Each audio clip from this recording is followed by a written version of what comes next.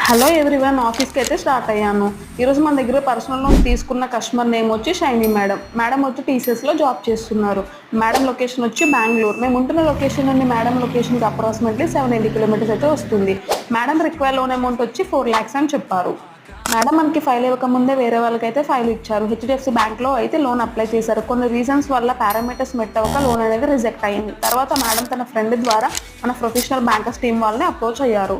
Madam వచ్చేసి present ఉండేది బెంగళూరులో హాస్టల్ అయితే ఉంటున్నారు. ఈ కేసుని అయితే నేను ఫినబుల్ అయితే లాగిన్ చేశాను. లాగిన్ చేసిన 15 to 20 minutesలోనే 4,67,000 లోన్ అమౌంట్ అనేది అప్రూవల్ వచ్చింది. మేడం ఉంటున్న ప్రజెంట్ లొకేషన్లోనే వీకేవైసీ చేపించి వితిన్ 24 hours మేడంకి ఫినబుల్ నుంచి 4,67,000 లోన్ అమౌంట్ అనేది డిస్బర్స్ చేయించాము.